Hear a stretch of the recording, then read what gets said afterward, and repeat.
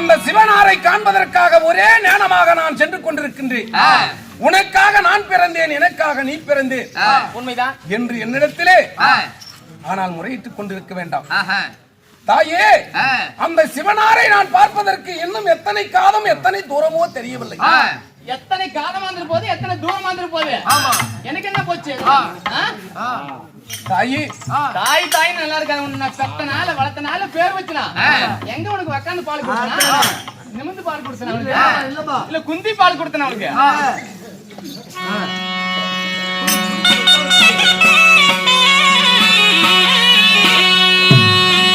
தாயே, நீ குந்தி பால்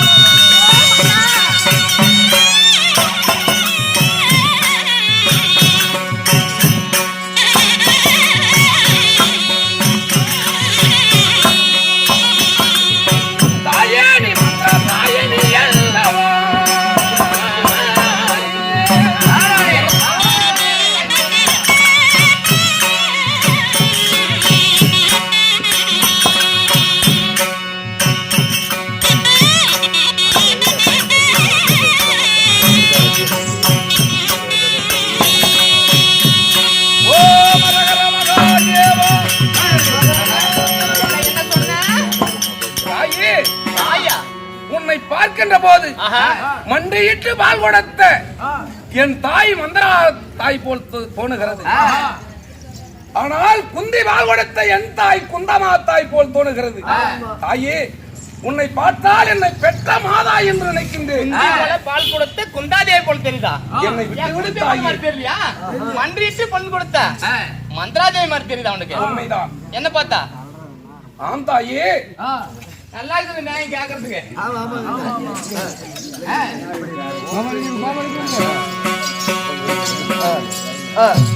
ஆமா அம்மா, குந்தி மலை பால் கொடுத்த குந்தாதேவி போல தெரியுதா?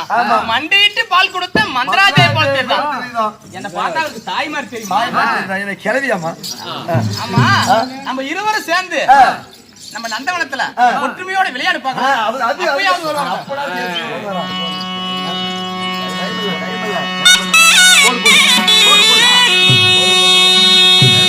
ஆமா,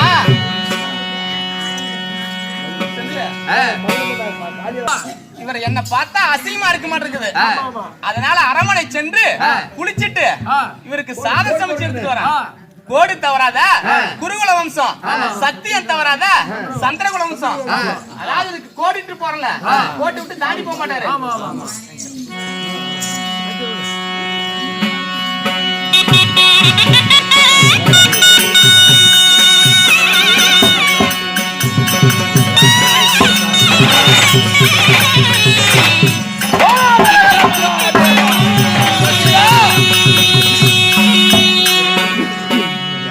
அம்மா பத்ராளி, ஏழாவது வனத்திலே நான் என்னுடைய நாமதாயத்தை கண்டவுடனே ஏழக்கன்னியானவள், ஆனால் கோடியிட்டால் தாட்டாத குருகுலத்தம்சம், சத்தியம் தவறாத சந்திரகுலத்திலே பிறந்தவர். ஆனால் சந்திரகுலத்திலே பிறந்தவர்களை இருந்தால் இந்த சத்திக்கோடை தாட்டக்கூடாது என்று சத்திக்கோடு இட்டு விட்டு வீட்டுக்கு சென்று விட்டார். இந்த நான் கோட்டை தாட்டுவது எப்ப, அந்த அரணாரை நான் காண்பது எப்ப? சிவசிவா அரகர மகாதேவா.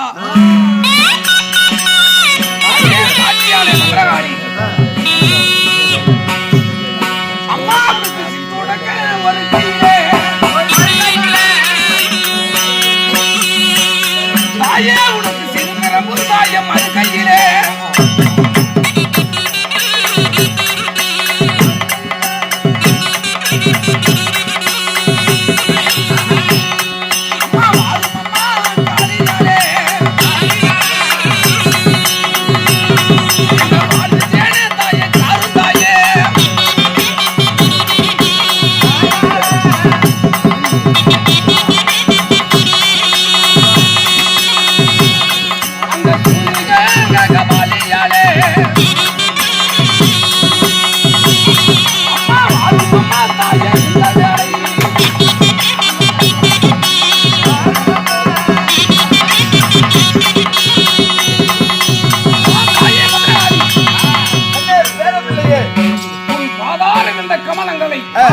நான் ஆதாரமாக பணித்திருந்தேன் அம்மா. ஆனால் பழக இடைய கொடூரமாக தவம் செஞ்ச காரணம் என்னப்பா? அம்மா தாயே, உன்னை நான் வேண்டிய காரணம் என்ன? பங்கு வகையாளியை நான் ஜெயிப்பதற்காக நான் பரமனிடத்திலே நான் சென்று கொண்டிருந்தேன். இந்த 7வது வனத்திலே நான் அடி வைக்கின்ற போது ஏழக்கன்னியானவள் எனக்கென்றே உனக்கென்றே நான் பிறந்தேன், எனக்கென்றே நீ பிறந்தாய் என்று என்னை மன்றாடி, ஆனால் நீண்ட நேரம் என்னிடத்திலே வாதாடினார். ஆனால் தாயே, நான் பெருவிரலை பார்த்த கண் பிறந்ததை பார்க்காம நான் சென்று கொண்டிருக்கிறேன், எனக்கு வழிவிடு தாயே என்று சொன்னேன். என்னுடைய பெயரை தெரிந்த உடனே, ஆனால் சக்தி கோட்டை நீ தாட்டக்கூடாது என்று சக்தி கோடிட்டு விட்டு அவள் சாதம் சமைக்க சென்று விட்டார். இந்த கோட்டை தாட்டுவது எப்ப? அந்த சிவனாரை நான் காண்பது எப்ப? ஒன்றுமே தெரியவில்லை தாயி. அர்ஜுனா, என்னுடைய ஆடை ஆவரங்கள்லாம் உனக்கு கொடுக்கின்றேன், அதனால உன்னுடைய ஆடை அவெல்லாம் எனக்கு கொடுத்து விடு. சில தூரம் சென்று போனால் என்ன நினைத்தால் மீண்டும் உனக்கு அந்த ஆடை அவர்களாம் உனக்கு வந்து சேர்ந்து விடும். ஆனால் உனக்குன்னே பிறந்தவள் ஏழக்கன்னியானவள், உன்னோட அதாவது அவளோட ஒரு அழகு நீ அதிகமா இருக்கிறதுனால உனக்கு முன்பதாக சிவனை கோரி தவம் செய்து விட்டாள். அதனால அவளுக்கு முன்ன வர வாங்கிவிடு. ஆனா ஆடையாள அவன் சென்று விட்டு சில தூரம் சென்று பார்ப்பான், அவளை நான் பாத்துக்கிறேன். அப்படியா? ஆமா. ஆனால் இந்த உருவத்திலே நான் சக்தி கோடை தாட்டக்கூடாது, அதனால் உன் உருவத்தை எனக்கு கொடுக்கின்றாய். ஆனால் உன் உருவத்திலே சக்தி கோடை தாட்டினால் எனக்கு பங்கம் இல்லை. ஆனால் தாயே, அப்படி நான் சக்தி கோட்டை தாட்டி ஒரு காலம் சென்றவுடனே எனக்கு என் உருவம் வேண்டும் என்றால் நீ கொடுக்க வேண்டும். நினைத்தால் போதும் ஒன்று சேர்த்து விடும். இதோ உன் உருவத்தை கொடுங்கள். அப்படியே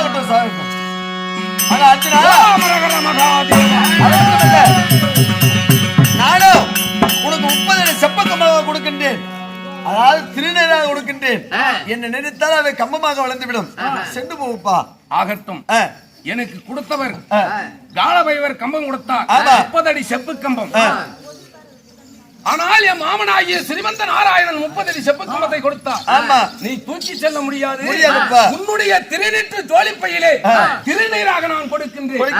அந்த ஜோலிப்பையிலே திருநீற்றை இட்டுக்கொண்டு சென்றால் அங்க என்னுடைய மந்திரத்தை ஓதினார், அது 90 அடி செப்பு கம்பமாக வளரும் என்றார். நீ 30 அடி செப்பு கம்பம் திருநீராக கொடுக்கின்றார். ஆனால் அனைத்து நான் என்னுடைய திருநீற்று ஜோலிப்பையிலே நான் பெற்றுக்கொண்டு நான் செல்கிறேன் தாயே. உனக்கு ஒரு நிபந்தனை. ஆனால் அதிகாலையிலே அனைவற்ற பேர்களும் வந்து எனக்கே அருள்வாளிக்க வேண்டும் தாயே. அப்படி ஆகட்டும், நான் வருகிறேன்.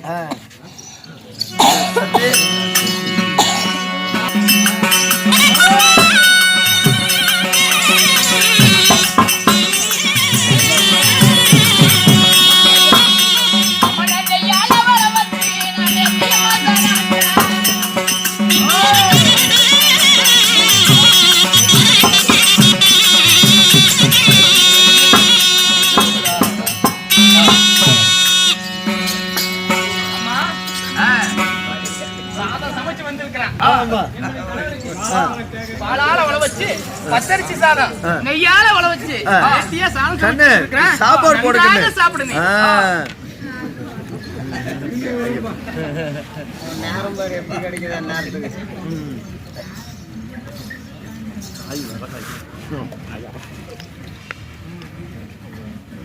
அம்மா, அதான் நீ கொண்டுட்டு வந்த சாப்பாடு எல்லாம் உன்னை எனக்கு பத்தவில்லை. நான் கொண்டுட்டு வந்த சாப்பாடு பத்தவில்லையா? நிச்சயமா அரை வயிறு கூட பத்தலம்மா. ஆஹா, நான் கொண்டுட்டு வந்த சாப்பாடு எவ்வளவு பேர் சாப்பிட்டுருக்கான்? அரை வயிறுக்கே நம்மள சாப்பிட்டுருக்கான். அவ்வளவு சாப்பாடு எடுத்துட்டு வந்தா இந்த சாப்பாடு உனக்கு பத்தலையா? ஆமா. ஆமா கண்ணே, என்னை நன்றாக உறுத்தி பார். ஆஹா, பெண்ணா? நிச்சயமாக தான் யார் நீ? காளி, பத்திரகாளி. பத்திரகாளி அம்மா. வட பத்திரகாளி. அடி பாவி, வடபத்திரை காளியானி. கண்ணே, இந்த வடபத்திரை காளியம்மான் இந்த பெண்ணுக்கு பெண்ணு நீ துரோகம் செய்யலாமா? துரோகம் செய்யலாமா? அவருக்கென்றே நான் பிறந்து வளர்ந்து அவர் ஒவ்வொரு நாளும் நான் தவம் இருந்து ஈஸ்வரனாரிடத்தில் வர வாங்கி வந்தேன். கண்ணே, 7வது வனத்தை உனக்கு வனத்தை தேடி வருவார், அன்று திருமணம் செஞ்சுக்கான்னு சொன்னாரு. ஆமா கண்ணே, சாதம் அதாவது உனக்குன்னே, அதாவது அவருக்குன்னே நீ பிறந்தவ. ஆமா. அதனால உனக்கு முன்ன வர வாங்கி விட்டு அவருக்கு நீ பின்னாடி வர வாங்க சொல்லு.